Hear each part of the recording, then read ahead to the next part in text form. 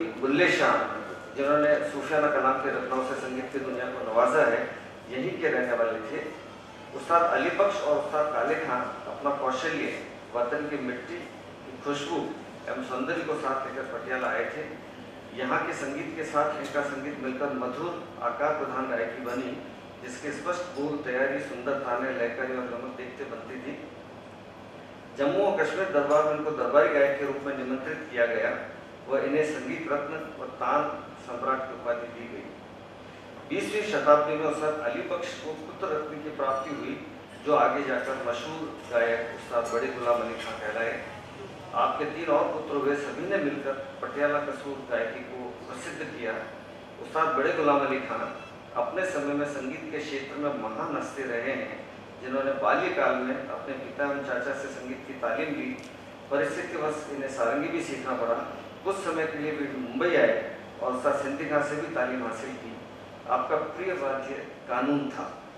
बड़े गुलाम अली खां साहब पटियाला कसूर गायकी को पूरी दुनिया में स्थापित किया व सम्मान दिलाया। आपने वर्षों तक संगीत की साधना कर अपने हुनर और भारतीय संगीत को नया आयाम दिया और ऊंचाइयों तक ले गए। आपने आकार गायकी, शुद्ध मुद्रा वाणी, सरगम बोल, तान को और निखार कर प्रस्तुत किया। आप दमदार गायकी, लयकारी और सुरीली आवाज के माध्यम से रागदारी को निभाते हुए भावनात्मक रूप से गाते थे। आपने ख्याल गायकी व ठुमरी गायकी को एक नया प्रारूप दिया, जिसे संगीत जगत के सभी लोगों ने सराहा। आपने सबरन के उपनाम से कई बंदिशों की रचनाएं की। आप ही ने सर्वप्रथम सुरमंडल का प्रयोग किया, जो आज तक प्रचलन में है और कई जाने माने कलाकार इसका प्रयोग करते हैं। 1933 में आपके तेजस्वी पुत्र का जन्म हुआ, जो आगे चलकर उस्ताद मुनव्वर अली खां के नाम से प्रसिद्ध हुए। योग्य पुत्र ने अपने पिता व चाचा से तालीम लेकर अपने घराने का ध्यान रखते हुए अपनी खुद की गायकी ईजाद की। इनकी सधी हुई आवाज़ व गायकी को दुनिया ने खूब सराहा। अपने दादा उस्ताद बड़े गुलाम अली खां एवं चाचा उस्ताद मुनव्वर अली खां के पद चिन्हों पर चलते हुए इन्हीं के शागिर्द उस्ताद मजहर अली खां साहब और उस्ताद जवाद अली खां साहब आज पटियाला घराने के सच्चे प्रतिनिधि हैं, जो अपनी गायकी को देश विदेश में प्रचलित कर रहे हैं।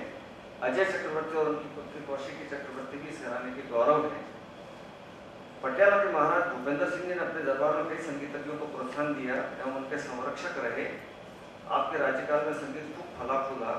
उस समय यहाँ विद्वान बीनकार, गायक और पखावज वादक हुए, जिन्होंने पंजाब में संगीत का जीवन माहौल बनाया। उन दिनों में संगीत की कई बैठकें भी आयोजित की जाती थी। प्राचीन समय में लोगों के पास काफी वक्त हुआ करता था, इसलिए कलाकारों को कई घंटे सुनते थे।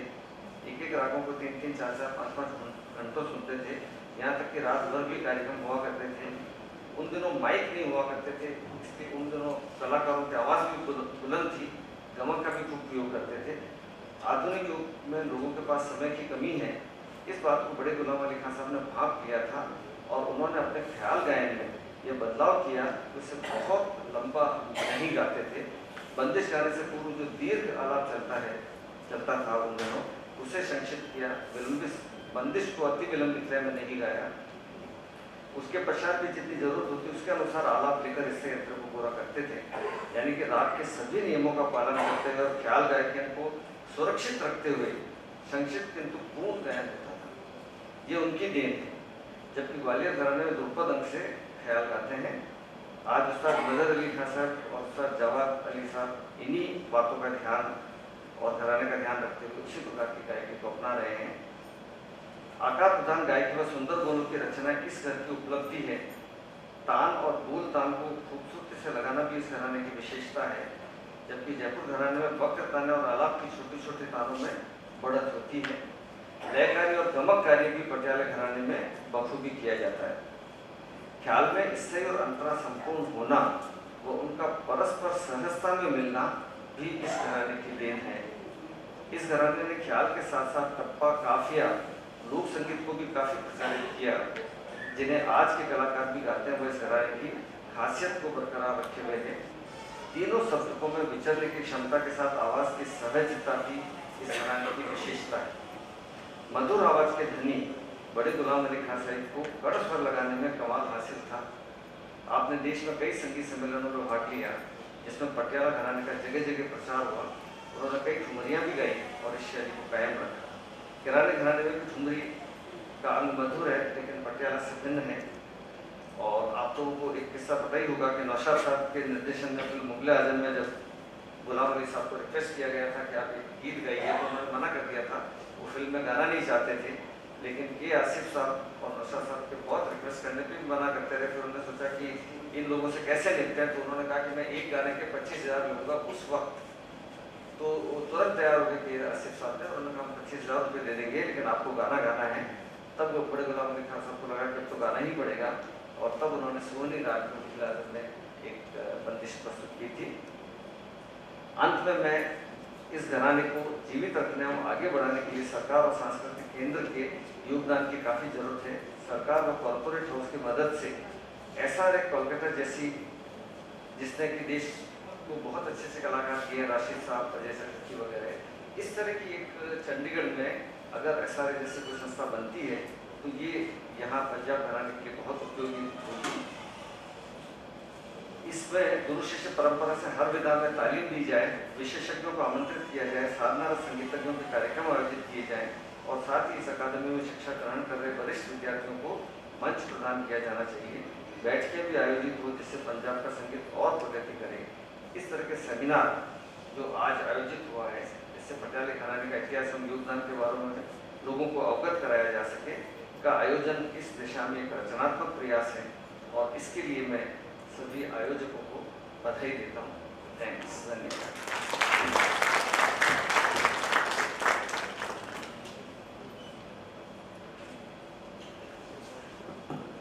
डॉक्टर साहब बहुत बहुत शुक्रिया, खासतौर पर सजेशंस के लिए। तो मेरी गुजारिश है कि हमारे जो प्रमुख विद्वान हैं थोड़ा सा कॉन्टेम्परेरी रेलेवेंस ऑफ पटियाला घराना गायकी के ऊपर भी थोड़ा सा हमें ज्ञान दें और कोऑपरेटिव सजेशन भी रखें, क्योंकि ये सारा कुछ डॉक्यूमेंट किया जाएगा और ये सेमिनार का सिलसिला अब जारी रहेगा। इसके बाद दूसरा सेशन भी होगा थोड़े अरसे के बाद। धन्यवाद। अब जो हमारी आज की इस महफिल को रोशन कर रहे हैं, पटियाला घराना के चश्मे चराग उस्ताद बड़े गुलाम अली खान साहब के ग्रैंड सन्स उस्ताद मजर अली खान साहब और जवाद अली खान साहब तशरीफ लाए हैं। मैं बता दूं कि ये दोनों टॉप ग्रेड आर्टिस्ट हैं ऑल इंडिया रेडियो और दूरदर्शन के। इसके अलावा इनको बेस्ट क्लासिकल वोकलिस्ट का अवार्ड पंजाब बोर्ड ने दिया 95 में, 2005 में दिल्ली बोर्ड ने दिया, और बड़े गुलाम और पाकिस्तान में लाहौर के फेस्टिवल में भी इनको इसी अवार्ड से सम्माना गया है। और बड़े गुलाम अली खान सोसाइटी टोरंटो ने स्पेशली इनको ऑनर किया है। They have been rightfully honoured. अब आपके सामने जवाद अली खान साहब अपने विचार रखेंगे। तो वेलकम।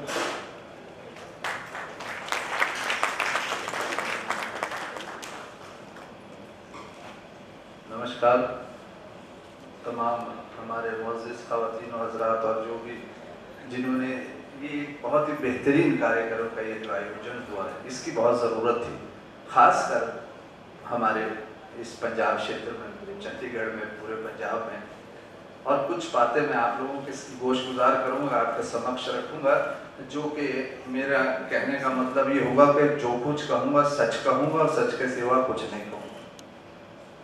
और बहुत सी गलत फहमियाँ कुछ लोगों में हैं, और कुछ किताबों में गलत बातें और गलत इतिहास छाप दिया गया है, जिससे आने वाली पिछली भी पीढ़ी काफ़ी गुमराह होगी चंद लोगों के अलावा, और आगे हो जाएंगी।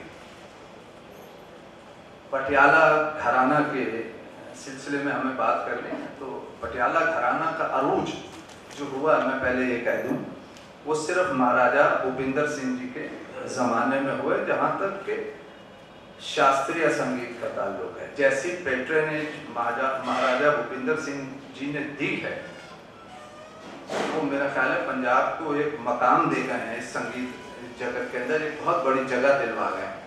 अब पटियाला घराना, पंजाब में शास्त्रीय संगीत का कोई घराना था ही नहीं पहले, माँ सिवाय तालवंडी के जहाँ ध्रुपद गाई जाती थी। और इस पूरे इंटायर पंजाब में बिफोर 47 एक ही ख्याल का घराना था, कसूर, जो आज भी है, जहाँ बाबा बुल्ले शाह का मज़ार है, जो हमारे बुजुर्गों का और हमारा एक घराना था। ख्याल गायकी, पखावज, तबला और सरंगी जहाँ बजती थी। हमारे बुजुर्ग जब पटियाले वालों के शागिर्द हुए तो उन्होंने पटियाले को इतना उठाया कि वो कसूर कहीं दब गया। लेकिन हकीकत ये है कि ये हमारी 12-13 पीढ़ियाँ पटियाला घराना को बने जो आज हमारे सामने है, जो कि खान साहब अली बख्श जैना और खान साहब फतेह अली खान साहब की वजह से है। उनकी ये वो फाउंडर थे गायकी के एतबार से। इसकी 150 साल से ज़्यादा उम्र नहीं है। इससे पहले पंजाब में ज़्यादातर फोक गानों का और सूफी म्यूज़िक, सूफी मतलब जैसे भजन होते हैं जिसमें ईश्वर की लीला पेश की जाती है, वो सूफी म्यूज़िक है। कोई सूफी म्यूज़िक की अलग धुन नहीं है जैसे आज रिवाज हो गया। ये एक बहुत प्राचीन काल का एक संगीत है जिसे सूफी म्यूज़िक कहते हैं। सूफियों की बाणी, संतों की बाणी, उसे सूफी म्यूज़िक कहते हैं। तो हम बात कर रहे हैं पटियाला घराना की। तो पटियाला घराने में अली बख्श जरनैल साहब और खान साहब फतेह अली खान साहब, इन्होंने 4 घरानों से सीखा। ये पहले नवाब इब्राहिम टोंक, जो कि नवाब होने के साथ साथ महागुणी आदमी थे और उनकी अनेक रचनाएं भी गाई बजाई जाती हैं, हम भी कभी कभी गाते हैं उनकी बंदिशें। बहुत गुणी आदमी थे। उन्होंने अली बख्श जरनैल और खान साहब फतेह, जितना पटियाला घराना का जितने बड़े गुणी लोग थे ये पहले वहाँ थे। राजस्थान में एक जगह है टोंक, आप लोग जानते हैं।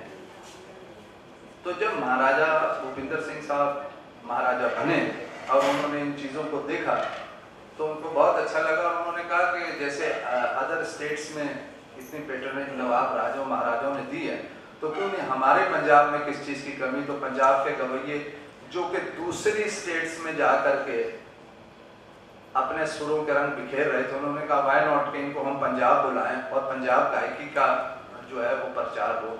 तो उन्होंने खान साहब फतेह अली खान साहब और खान साहब अली बख्श जरनैल साहब को बुलाया। इन्होंने 4 घरानों से सीखा था। सबसे पहले ग्वालियर के हद्दो बसु खान साहब, उनसे सीखा। फिर बाबा बैराम खान साहब से, फिर दिल्ली के खान साहब तानरस खान साहब से, बड़े मुबारक अली खान साहब से। अलग अलग चीज़ों की, जैसे कि तान की जो लयकारी और गमक, लहर, डरन, मुरन, ये जो चीज़ें ग्वालियर की बहुत ख़ास थी। बंदिश को किस तरह पेश करना है और ज़ोरदारी की जो गायकी, ये ग्वालियर की देन है। तानरस खान साहब के पास आकर के इन्होंने कि ख्याल की खूबसूरती क्या है, ख्याल किस तरह से होना चाहिए, विलंबत कितनी होनी चाहिए, ख्याल की दृष्टि से, ख्याल के पॉइंट ऑफ व्यू से, सुरात्मक, लयात्मक, राग आत्मक, वो जो चीज़ें थी वो इन्होंने खान साहब तानरस खान साहब से सीखी। उसके बाद बाबा बैराम खान साहब से इन्होंने आलाप की, राग की जो बढ़त का एक और तरीका है ध्रुपदन का, वो भी सीखा। उसका भी इस्तेफादा उन्होंने किया, लेकिन वो ज़्यादा ख्याल के पॉइंट ऑफ व्यू से चल नहीं पाया वो चीज़, क्योंकि वो ध्रुपद को ही सूट करती है। उसमें से कुछ चीज़ें उन्होंने ली और एक परफॉर्मेंस उन्होंने तैयार किया। अब उनका इंतकाल जो है वो 18वीं शताब्दी 18th सेंचुरी में हो गया। उसके बाद उनके जो बेटे थे उस्ताद आशिक अली खान साहब, तो वो तो प्री पार्टीशन ही गुजर गया। 1940 में उस्ताद आशिक अली खान साहब का इंतकाल हो गया। अख्तर हुसैन खान साहब जो अली बख्श जरनैल खान साहब के बेटे थे, वो एक टीचर थे। उनके बेटे, उन्होंने अपने बेटे अमानत अली फतेह अली खान साहब को सिखाया। आज जो कुछ चर्चा पूरी दुनिया में पंजाब की है, जो पटियाले घराने की है, वो सबसे पहले पटियाले घराने के खान साहब फतेह अली खान साहब के शागिर्द, हमारे परदादा संगीत रतन उस्ताद अली बख्श खान साहब और उनके सगे बड़े भाई उस्ताद काले खान साहब ने इसकी चर्चा ऑल ओवर हिंदुस्तान में शुरू की पटियाला घराना के नाम से। और आज जो इंटरनेशनल प्लेडेस्टर पर ये जो पटियाला घराना है, ये बड़े गुलाम अली खान साहब की देन है।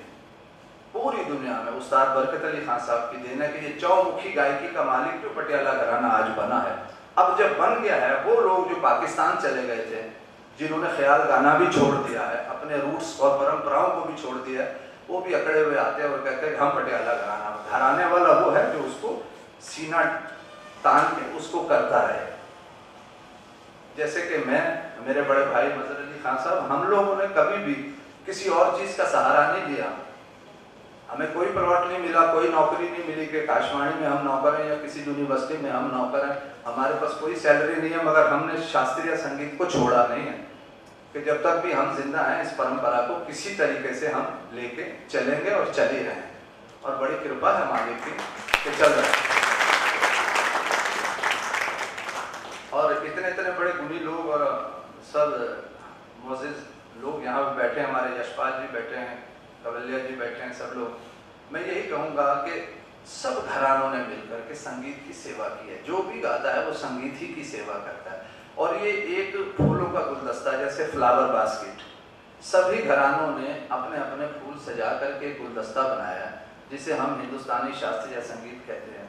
ये सभी घरानों में बड़े बड़े कमाल के लोग होंगे। ये कहना गलत होगा कि सिर्फ हमारे यहाँ ही हुए, नहीं, तमाम घरानों में अच्छे अच्छे गुणीजन हुए हैं।